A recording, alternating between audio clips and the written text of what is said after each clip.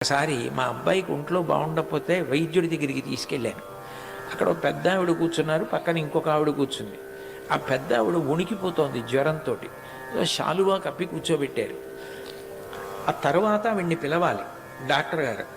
నేను నేనే ఉన్నాం. అయ్యో పాపం పెద్ద ఆవిడ చాలా బాధలో ఉందని చూస్తున్నాను. ఇంతలో ఆ హాస్పిటల్ ముందు కారు ఆగింది. అందులోంచి ఒక ఆయన దిగుతున్నాడు. ఆ బయట ఉన్న నర్సు పరిగెత్తుకుంటూ లోపలికి వెళ్ళి డాక్టర్ గారికి చెప్పింది, ఎవరో ఫలానా ఆయన వస్తున్నారు. డాక్టర్ గారు గబగబా బయటకు వచ్చి రండి రండి అని ఆయన చేయి పట్టుకుని తీసుకెళ్ళి ఏమి ఇలా వచ్చారని లోపలికి తీసుకెళ్ళారు. తీసుకెళ్ళిన తర్వాత ఈ పెద్ద ఆవిడ పక్కన కూర్చున్న ఆవిడ, ఆ లోపలికి వెళ్ళినవాడు నీ కొడుకే కదూ అంది. అవునమ్మా నా కొడుకే అంది. నిన్ను వెడుతూ వెడుతూ చూశాడు కదా, అంత కష్టపడి కన్నావే, ఆస్తి అంతా అమ్మి తండ్రి లేకపోతే పెంచి పెద్ద చేశావే, ఇవాళ నిన్ను ఇలా వదిలేశాడు ఒక్కదాన్ని. వాడేమో అంత ఐశ్వర్యం సంపాదించాడు, అంత పెద్ద అధికారి, అంత గౌరవం పొందుతున్నాడు.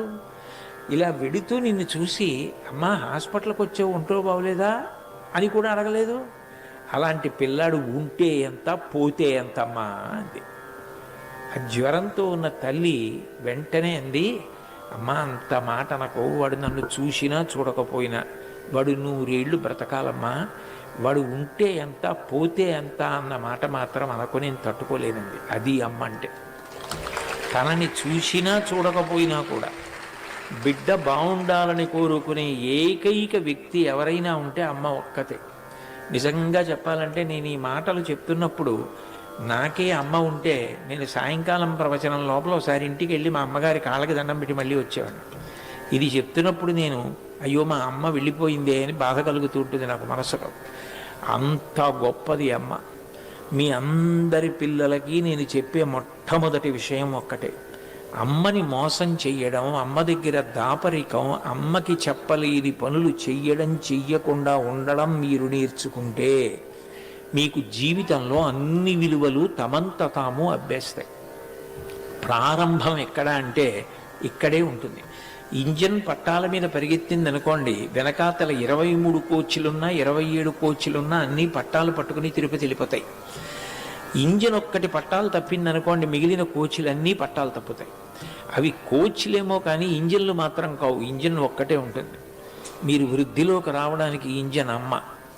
అమ్మకి గౌరవం ఇవ్వడం, అమ్మకి చెప్పకూడదన్న పనిని చెయ్యకుండా ఉండడం మీరు అలవాటు చేసుకున్నారనుకోండి, మీరు పట్టాల మీద పరిగెడతారు. తల్లి రుణం నువ్వు తీర్చుకోవడం నీకు సాధ్యం కాదు.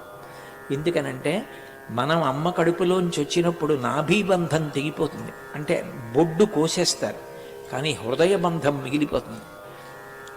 చిట్ట చివరి ఊపిరి వరకు పిల్లల కోసం అమ్మ అంత వెంపర్లాడుతుంది. ఆ పిల్లలంటే అంత ప్రాణం.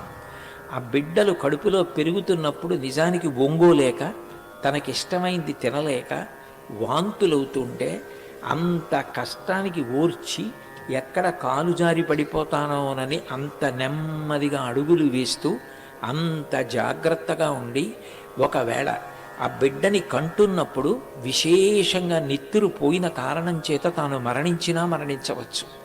తాను మరణిస్తానని తెలిసినా కూడా తన బిడ్డకి జన్మనివ్వడం కోసం మృత్యువుకి కూడా సిద్ధపడే ఏకైక వ్యక్తి ఈ ప్రపంచంలో ఎవరైనా ఉంటే అమ్మ ఒక్కతే. అటువంటి అమ్మ ఆ బిడ్డని ప్రసవించేటప్పుడు ఎంత బాధపడుతుందంటేట, ఒక శూలాన్ని తీసుకొచ్చి నిట్ట నిలువుగా పాతి శూలం మొన మీద ఎవరినైనా కూర్చోబెడితే బరువుకి కిందకి దిగిపోతుంటే వాళ్ళు ఎంత బాధపడతారో అంత బాధ అనుభవిస్తుందట. అందుకని ఆస్తాంతావదియం ప్రసూతి సమయే దుర్వార శూలవ్యధ నైరుచ్యం తను శోషణం బలమయీ శయ్యాచ సంవత్సరి. ఆ బిడ్డ పుట్టిన తరువాత శరీరం శుష్కించిపోయి కొత్త కొత్త అనారోగ్యాలు వచ్చి ఆ పిల్లవాడికి పడిశం పడితే వాడికి పడిశం తగ్గడానికి తాను పథ్యం చేస్తుంది. తాను ఏది తింటే ఆ పాలు తాగి పిల్లవాడికి పడిశం తగ్గుతుందో ఆ పదార్థం తింటుంది, తనకిష్టం ఉన్నా లేకపోయినా. ఏడాది పాటు పిల్లవాడో పిల్లో పెరిగి పెద్దదైపోయే వరకు హేమంత ఋతువు వచ్చి బయట విశేషంగా మంచు పడుతుంటే అస్తమానం ఆ పిల్లో పిల్లాడో పక్క తడిపేస్తుంటే ఆ చీర తడిసిపోతే అన్ని మాటలు లేచి వెళ్ళి చీర మార్చుకోలేక తడిసిపోయిన చీర భాగాన్ని ఇలా ఎత్తి పెట్టి పక్కకి పెట్టుకు పడుకుని నిద్రపోతుంది. తెల్లవారేటప్పటికి చీర అంతా పిల్లవాడి యొక్క మూత్రంతో తడిసిపోతుంది. వాడు ఎన్ని మాటలు మల విసర్జన చేశాడో అన్ని మాటలు శుభ్రం చేసి వాడికి సాంబ్రాణి వేసి స్నానం చేయించి మెత్తటి బట్టలు కట్టి దోమలు కుట్టకుండా గొడుగు పెట్టి వాడిని పడుకోబెడుతుంది. తన బిడ్డ తనకి చందమామ, అంత కష్టపడి పెంచి పెద్ద చేస్తుంది. అటువంటి అమ్మ కన్నా మన యోగాన్ని మన క్షేమాన్ని కోరేవాళ్ళు లోకంలో ఉండరు. అమ్మ తన ప్రాణం పోతున్నా సరే అమ్మ నా ప్రాణం పోతోందని చూసుకోదు, నా బిడ్డలు బాగుండాలి అని కోరుకుంటుందంతే. అంత గొప్ప మనసున్న వ్యక్తి ఎవరైనా ఉంటే ఈ లోకంలో అమ్మ ఒక్కతే.